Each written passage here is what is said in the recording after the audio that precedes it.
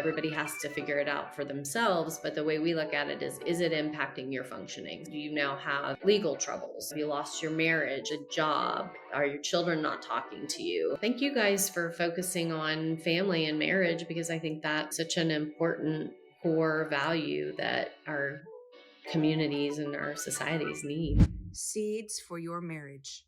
Hello, and welcome to Seeds for Your Marriage podcast. We're joined today by Crissy Clark, Executive Director of Ripple Ranch, a holistic addiction treatment center in Spring Branch, Texas. Chrissy leads an amazing team at Ripple Ranch and guides the clinical team to provide personalized services to each unique individual who comes in search of treatment. Chrissy is trained in CBT, CPT, EMDR, TFCBT. I have to tell you, I have no idea what that means, but suffice it to say that Chrissy is well qualified in her craft.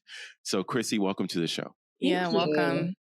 Thanks so much for having me. Yeah. So, those are a lot of initials. Yeah. What does all that mean, Chrissy? Talk to us a little bit about it.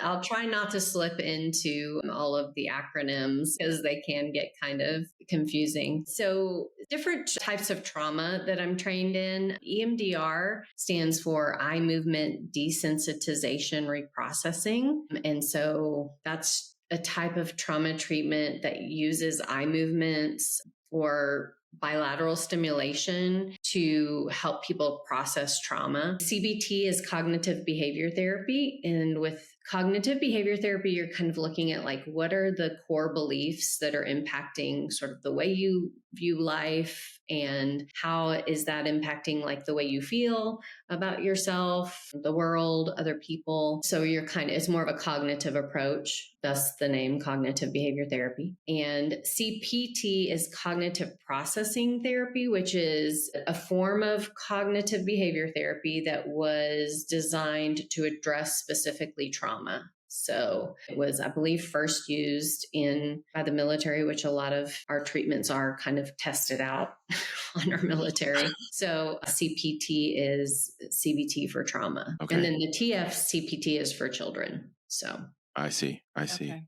And Chrissy, one of the things I was interested about just looking at the Ripple Ranch website is there's substance abuse that you treat, and then also mental health disorders. And I think in society, we tend to separate them and think substance abuse is one thing, mental health is another. Just your thoughts on that. And do you see these two things as having some interrelationships between one another? I'm so glad you asked me this, because I think, it is this really interesting thing to me. My background was more in mental health. I think that's kind of where we all start. I'm a social worker. I started out at a substance abuse treatment center doing my internship, and just being there for my internship, of course, you start to see these patterns, and I was noticing a lot of trauma with the people that were there. And that seemed to be a common thread, which is why I started to pursue some of these trauma treatments. Having made a career out of this, I've been able to kind of build on that theory that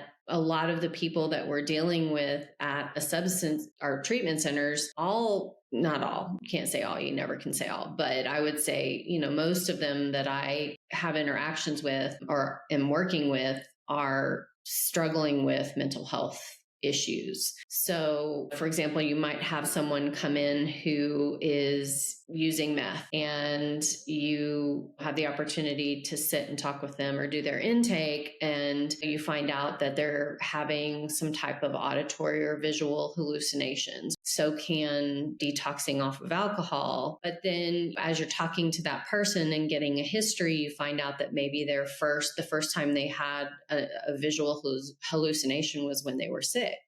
Okay, 6 years old. So now, we're talking about there's something was going on there at a pretty young age. And then maybe on top of that, you find out that they were being sexually abused or physically abused. Then things can seem really scary. So you have to kind of go back and you have to build trust with the person to kind of get all of that history and see where the core issue is. But sometimes it's really hard to pull apart substance use and mental health. But we have tours sometimes at Ripple from other treatment centers, and they'll say, "Oh, it's so cool that you guys do mental health." We don't do that. We just do substance use. And I kind of laugh inside because I'm thinking, or something happens along the way within that time that they're using substances that creates mental health issues, a lot of times trauma. So we're dealing with both.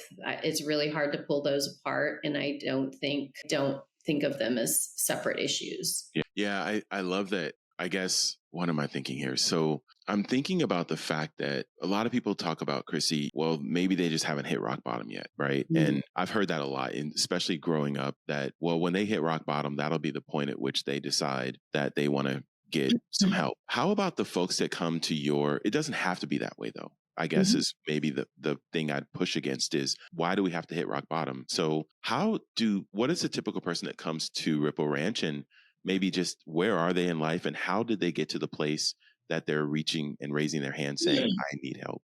Oh, wow. I think the idea of rock bottom is really interesting. I understand that term maybe a little differently, because the way that I see it, people hit their rock bottom, but it can be so different for everybody. I would say that a lot of the people that come to us, and of course we have this thing with insurance where you have to prove that you need 24-hour inpatient treatment for your insurance to pay for this. So the people that come to Ripple Ranch, and then we have Continuum, which is our outpatient, and it's a little different, but the people that come to an inpatient treatment facility, but that being said, it can be anything from, I'm thinking about, for instance, one of our admissions specialists. She shares her story all the time, so I know she wouldn't mind me sharing some things, but for her rock bottom was she had gotten a couple of DWIs. She got arrested, was in jail for another DWI. And she thought to herself, I could really use a drink right now. She came to Ripple. She got sober 2 years later, because we required 2 years of sobriety to come back and work for us. And she's been one of our star admissions counselors ever since then, and been able to be a part of her kids' lives and her grandkids' lives. And so, you have other people that come in and they have no family that will talk to them. They have no support. They've spent all of their money. They are homeless. They've lost their driver's license. They've had everything stolen from them. Like, we have literally people come with nothing. So we have attorneys. We have, like I said, people that are homeless, that have lost their jobs, lost their family. We have people that have lost children and have spiraled into substance use as a way of dealing with grief. So it's really diverse. Yeah. Yeah. I think that I would assume that for the majority of the people, though, there are some mental health, I guess, symptoms, or the whole thing around having, family trauma or trauma in someone's life. It started a long way back before they ever started using, right? Mm-hmm. I think maybe even the using of substance is actually more of a symptom from trying to hide all of that pain, or trying to cover up maybe things that happen. So I think that there are just maybe stigma, or just around, even within families, people knowing that, okay, this person is dealing with these issues, or this happened in the family. And it's almost like they tend to maybe cover it up. And so someone goes years and years, decades maybe, before everything kind of comes to a head. And now they're with the stress of the world and everything else, now they're hitting rock bottoms. But yeah, I would like to just address that, just around the stigma around mental health. Or I feel like let's just expose, if something happens, let's expose what happened. Let's bring light to the situation, and then let's deal with it at its root, and not let it fester and grow, Yeah. So for sure. I think that it's not a concept that I came up with. You can hear Brene Brown talk about it in her podcast or TED Talks, and just how we use food, or we use social media, or we use substances, or sometimes it's self-harm. The coping skills that we teach are just further avoidance, like, meditation, yoga. And so what we've tried to do, which I love yoga, by the way, and I love meditation and grounding, and those are all really good tools, calming your central nervous system when you have been through a lot of trauma. But sometimes we try to teach just kind of sitting with your emotions and learning how to retrain your brain that like it's okay to feel overwhelmingly sad or overwhelmingly frustrated. But I think the big thing that you're talking about too is that one of the most probably harmful emotions that people experience and try to avoid is shame. And so when you've got some kind of abuse that happened within the family, a lot of times there's shame surrounding that. And as children, especially, we kind of have this belief that like the moon follows us wherever we go. That's a very egocentric world. And so, of course, as children, if something bad's happening to us, the natural reaction is, well, if I'm just a better kid, or if I can change the way I'm behaving or keep somebody happy, then these things won't happen. And yeah, it's really interesting because I'd say that a lot of times you see people come into treatment, whether it be in just mental health in general or substance use treatment, like in their early 30s. And it's almost seems to be like that's the tipping point where like I've been able to kind of keep this together and maintain this like avoidance that I'm doing. But at some point, if you don't deal with it, it's gonna implode on you. And so that's where we see, I think that's a really common age that I see early 30s where people are like, I just can't do this anymore. Like, I just can't, like my anxiety's out of control. My depression's out of control. So then the stigma within the families, especially, that can be a cultural issue, or like you said, maybe there's some even potential legal issues that can happen with families. We have to be really careful and supportive of families so that, because the idea is we want to like keep them together because we need our families and we need our support systems. I mean, I can say more on the stigma unless there's something that you have that's like a specific question about the stigma. But I think that being self-aware, understanding the facts, us as therapists kind of educating families and educating our clients can help with the stigma. And partly, well, I will even say like sometimes the clients, you'll hear the client say, well, I'm a junkie. What do you want from me? I'm a junkie. And that's them kind of doing that to themselves. So just that education, our language, and trying to make the families feel included in the process, I think can counteract some of that. Yeah, I think I'm in the marketplace as well, Chrissy, and we talk a lot about lowering the waterline. And, if you think about the iceberg is what you see, when you're on the waters, but what's underneath is what's really going on. And so if there's no safety, if there's not a feeling of security and trust, then I will never let you underneath my waterline. And so that vulnerability becomes really important. How do we combat that stigma and get to a place where it's okay to not be okay? And also ensure that there's the help, the support, and the services that we need to help folks overcome. And as you talked about, getting to the root. Yeah, I mean, I think it's a good question. It's really interesting because I have 3 girls. My youngest is 19, and her generation is almost overcorrected in a way, I think, because they just use these terms. Well, I'm bipolar. I have PTSD. I have anxiety.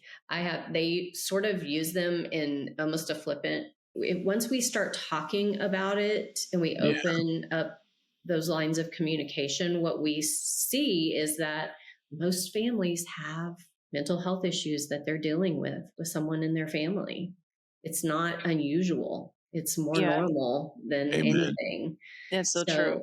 Yeah. So just, being able to talk about it and kind of help normalize that all families deal with it. And some people deal with it at certain times in their family or in their life. And sometimes it's a lifelong struggle, but it's just more, I think, more the norm than we realize. I 100% agree. And I'm so glad you said that because, I mean, even in our own family, we have family members that have gone through different bouts of mental health and substance abuse. And one of the things that we, even Trisha and I still talk about to this day in some of our family relationships is the idea of codependency. And, Chrissy, you were talking about the fact that you involve the whole family into supporting those who you work with. Just some thoughts on that, and how do we get to a place where we can educate ourselves as, I think, people and family to know the difference and know, am I really helping this person? Am I a codependent? And how do we navigate that situation? So you're probably going to walk away with more questions than answers based on what I have to tell you. But Sure.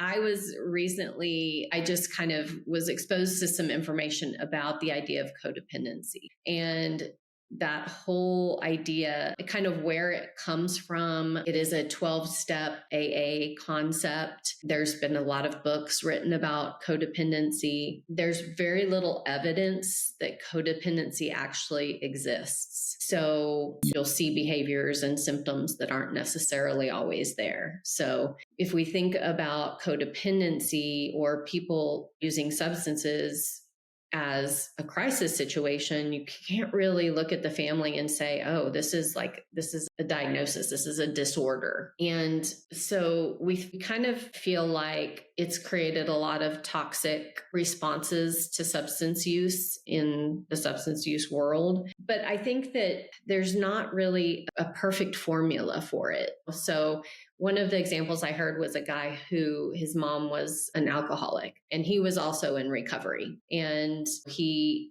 shared the story that one night his mom showed up. She had been drinking, she'd been on a bender or whatever, and she somehow managed to get herself, it was raining, and she managed to get herself to his house in a taxi or something like that. But she didn't have her license and she didn't have any money. He called his sponsor and said, what do you think I should do? Like, my mom's, here, she has nothing. He said, I think you should not let her in. His mom was in her 70s or something. He said there was no version of the story where he was going to leave his 70-year-old mom out in the rain with no, And so that's just an example. Not everybody goes to those extremes, but I think it's an example of how, like, yes, we need to set boundaries, but we also, those are our family members and we love them. And so sometimes we do have to make decisions based on, do we think like this person is going to live or die if I don't help them? So you have to set those boundaries and you have to kind of figure that out, I think, as you go. I myself had a child who struggled with addiction, and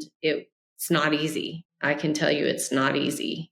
So for me, there were considerations that we had younger children in the house. And so we couldn't allow use in the house because we could have lost the ability to care for those younger children. We had to make that a very strict rule, but we had to just also continue to love her and try to make sure she was safe to the best of our abilities, like focus on the things that we had control over, also understanding that we could not control her. And her decisions. So that's why I say sometimes that creates more questions because there's not a perfect formula for it. Yeah. But I really like what you're saying though, just around, instead of looking at it as the term codependency, really looking at the term boundaries and assessing our own boundaries for ourselves. Like, what are we allowing and what are we not allowing for our own life and our own home? But then what are the boundaries for the other person too? Like, what are we willing to accept or not accept from their behaviors? And absolutely. And then even education, right? Like you talked earlier just about education, educating ourselves. So if we are going through a situation with a family member who is suffering from, substance abuse or any sort of mental health issue, like educating ourselves first instead of just reacting, I guess, to the situation. I think that can be really helpful. And then I think the other part is just community and allow us to be overcome by that shame, but really. Yeah. And that connects to the love that you talked about, Chrissy. Leading with love. I think that's so important in anything that we do is just, letting the love come through, and relationships really matter too. I think that connects to the community piece. I think that is so important because sometimes we want to control the outcome and it's not within our control. So having trust in God and that He's got it, and having faith, I think, is also a very, very important component of what we're talking about. Doing what we believe He's telling us to do. There's no blueprint for that. Yeah, there really isn't, which makes it difficult. I will add into that some common behaviors that we see with people that are in active addiction are desperate. They're in survival mode, so they at times will pull out all the stops, make people feel guilty. And just, I think, standing firm and understanding that that's the addiction talking, and that you can't take that personally, because I think that they're really good at sometimes emotionally manipulating people. And you just have to remember that it's not about you as the family member, Right. Yeah. Well, what are some of the things that you do at Ripple Ranch where you help to support the family and maybe that education piece so they kind of understand that? So we do an online meeting for parents or family members every Tuesday, and that's actually open to the community. So it's not technically like a CODA meeting, or it's not, because we do this dual diagnosis. So ours is just a little bit different. We focus on some psychoeducation about different types of diagnosis and educate family on what aftercare looks like. But it is open to anyone who wants to join. It's a Zoom meeting. We stay in we try to stay in very close contact. That does depend on the person giving us permission. We do have to have a release of information for us to communicate with families, and that can get pretty sticky. But for the most part, people want their families involved. And so our case managers and our counselors stay in close contact with the families about how their loved one is doing in treatment, what their aftercare plan is, where are they going after they leave? Are they going to go to sober living? Are they going to a step down program? Are they coming home?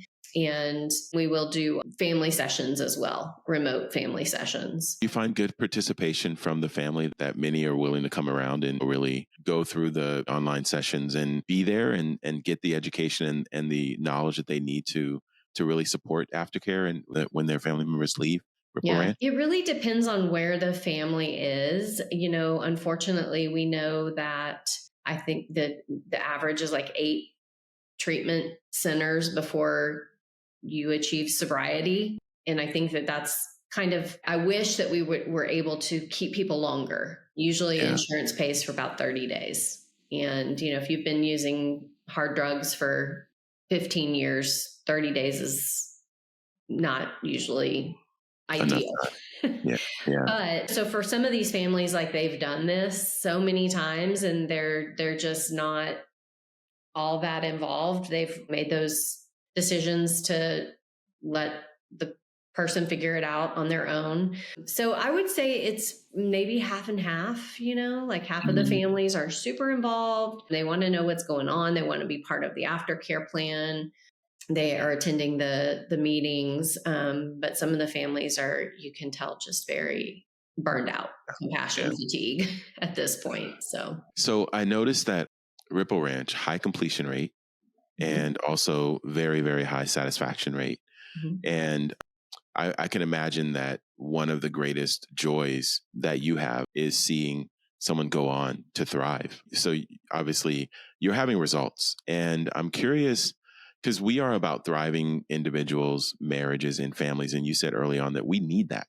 We need that in society. Are there any, obviously not sharing names, but any testimonies that you can share, Chrissy, of maybe where there was a family that before it was, don't know how this is going to end, but after you saw restoration and you saw healing and you saw a family go on to overcome this challenge of mental health and substance abuse? I mean, we have so many examples. I can't, the one that comes to mind that I feel comfortable sharing about again is our admissions counselor that came through. We have, had a few people that have come back. I've been there 3 years. So we have the 2-year rule as far as people coming back to get jobs. We have one person that's got several family members there now working that went through our program, came and worked, and now, has family members working there as well. And so that's really beautiful to see that them using Ripple as kind of a way to maintain their relationship by working together. And so, there's, I don't have one specific testimony that I can think of, but I know, like I said, Randy, our admissions counselor, shares her story very frequently. And she she's a huge part of her kids' lives now. She's married, she's just a huge advocate for Ripple and for the program. And I think that part of her testimony will say that she had been to several treatment centers before she came to Ripple, and that the big difference for her was the fact that we do focus on mental health. So it's not just a 12-step program.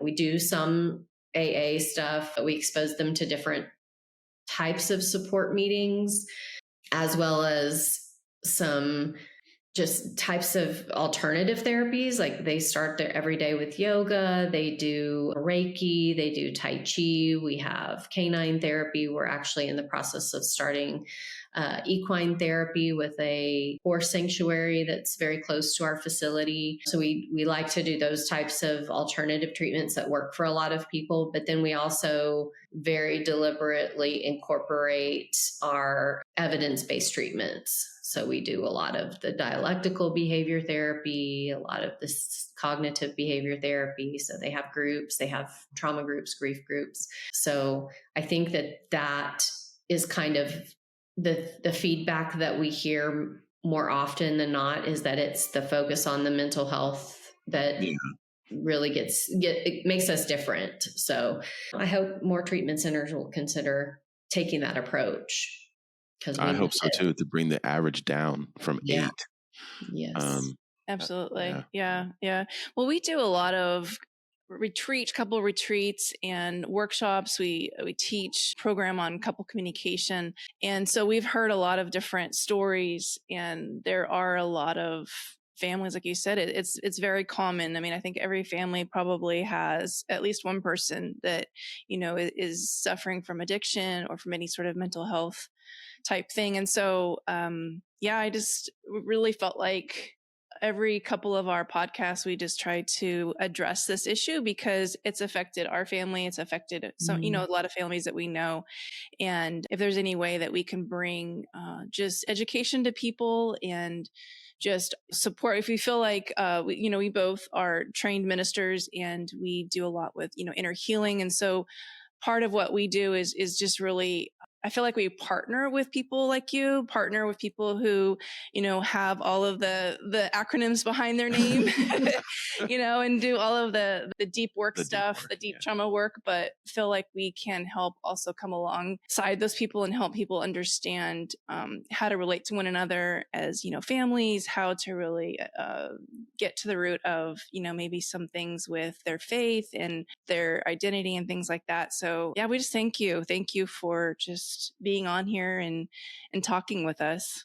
Yeah, thank you. Yeah, no, I really appreciate it as well, Chrissy. I think just substance abuse aside, like knowing that some of the root can get to the mental health aspect. Are there any places that you would encourage people to maybe go, online resources that immediately come to mind, or just any thoughts around questions to ask yourself, right? To maybe, I don't know what it is, but sometimes it's these honest conversations that we have with ourselves. And then when we start to realize, okay, I'm not okay. Yeah. What do I do next? What do I do next? Right? Where do I go? So I think the way that we think about it from a therapeutic standpoint is it something that's impacting your functioning? Because we literally will get people coming in with lots of stuff going on and they're still saying, I don't think I have a problem. So when do you decide that you have a problem? And the way that we look at it, and everybody has to figure it out for themselves, but the way we look at it is it impacting your functioning? So do you now have legal troubles? Do you have, have you lost your marriage? Have you lost a job? Are your children not talking to you? Have you lost all your money? Are you having to sell your house? So as soon as you're seeing these big life changes, that's usually a good clue that this is getting out unmanageable, right? Mm-hmm. And as far as where to go, every state is really different. Every county is really different. And so it really depends on the resources in your area. There is a number that you can call 211, and they are a good resource to kind of help you get started. But if it's a substance use problem, a lot of times you can just call a treatment center, because even if they're not in your area or they don't accept your insurance, the people that answer the phones for treatment centers are fairly well trained in case management or like referring out. So like somebody calls you and says like, I'm in a really bad spot and I don't know what to do. They can't just say, sorry, we can't accept you. They have to help you find the right, get you started on the right path. So sometimes calling just a facility can be helpful. A lot of times there's community mental health in most counties, and that's across the nation. So sometimes calling your community mental health can be a good start, especially for people that don't have insurance. That can be a resource. So those are probably the places that I would start based on what I know. Those are some good ones. Yeah. 211. 211. Contact a mental health facility in your area, or look for community health outlets that might be close to you. Yeah. Call a treatment center if you have one near you, because even if they don't take your insurance, they can usually guide you in the right direction. Excellent. Yeah. Well, thank you so much, Chrissy. This is really good and so important. So important for us to, I think everyone deserves, the opportunity to have a thriving, healthy, whole, and fulfilling life. And this is a part of it, right? In dealing with and overcoming these challenges. So thank you for the work that you're doing, that your team is doing at Ripple, making a difference, like you said, at the beginning, one individual at a time. And I think that that's how God sees us. We're all uniquely and wonderfully made. And so he designed us. And so the fact that you take the time to really get to know each person that comes through the door and give them exactly what they need, I think is just beautiful. Yeah. Thank you guys for focusing on family and marriage, because I think that that's such an important core value that our communities and our societies need. So, amen. Yeah. We're going after it just like you are. All right. Well, you have a wonderful, wonderful week ahead. So good to talk to you. Thank you. Likewise, Chrissy. Okay. Bye-bye. Thank you for listening to Seeds for Your Marriage with hosts Trisha and Thomas Walker. We pray this episode has given you tips and tools on how to thrive in your marriage. Be sure to subscribe to this podcast and follow us on Facebook and Instagram at Trisha and Thomas. We want to hear from you. Be sure to leave a review and let us know how we're doing. It's our desire that this podcast completely benefits you. So also let us know future marriage topics that you would like to hear about.